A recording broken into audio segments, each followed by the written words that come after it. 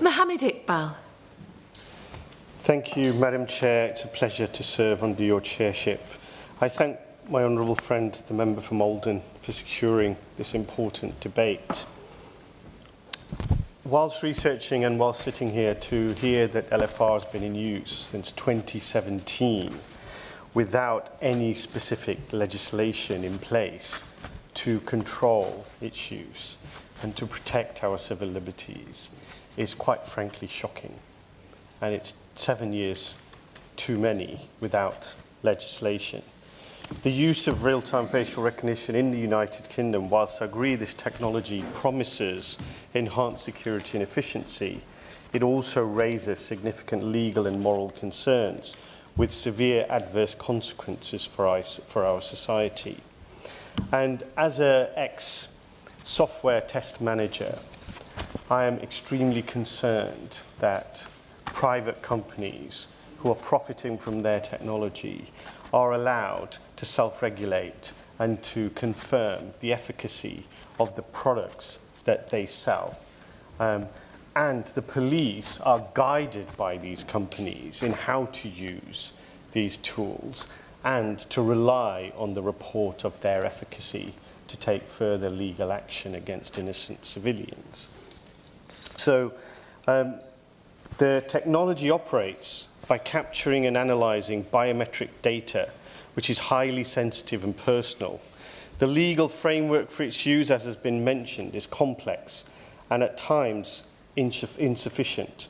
The UK Data Protection Act 2018 and the General Data Protection Regulation provide some safeguards requiring that data processing be fair, necessary and proportionate.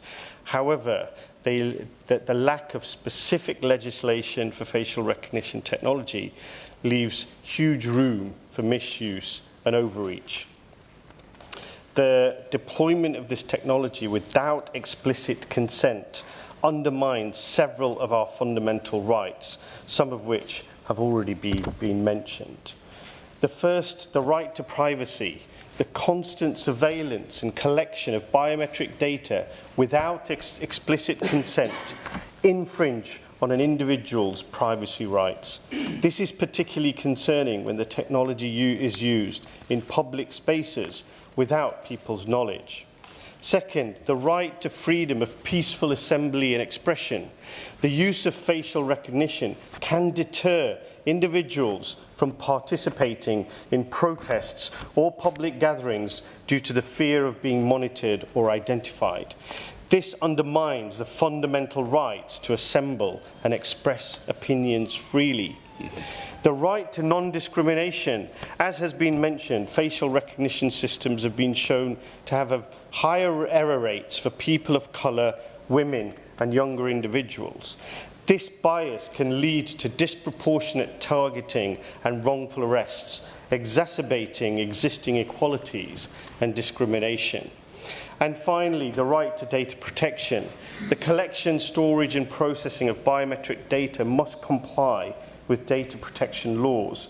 Inadequate safeguards can lead to unauthorised access and misuse of personal data. Examples have been cited by my honourable friend from Leicester South about how this technology is used in Russia and in China.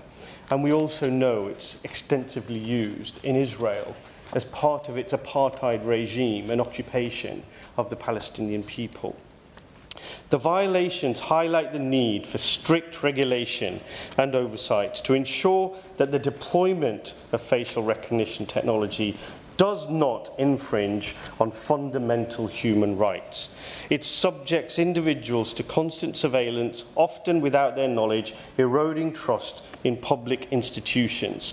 The ethical principle of autonomy is compromised when people are unaware that their biometric data is being collected and analysed. Regarding its efficacy and its unreliability, I cite some examples. In 2020, the Court of Appeal found that South Wales Police's use of facial recognition technology was unlawful, breaching privacy rights and failing to adequately assess the risks of individual freedoms.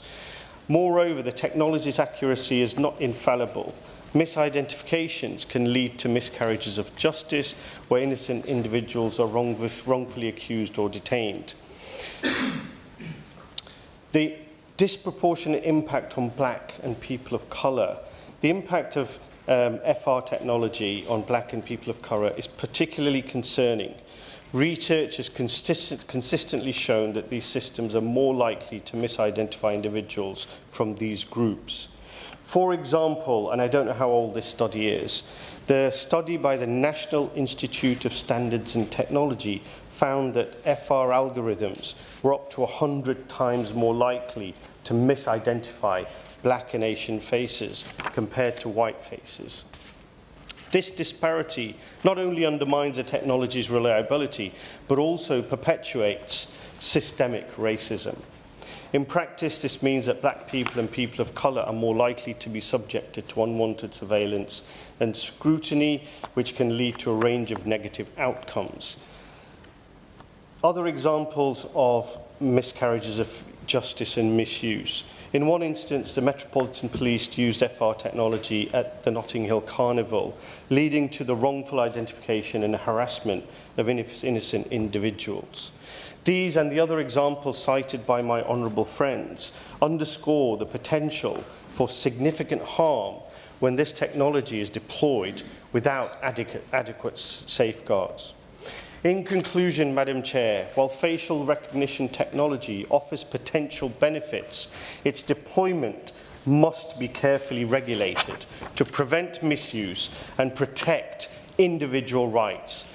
The legal framework needs to be strengthened to ensure that the use of technology is transparent, accountable, and subject to rigorous oversight.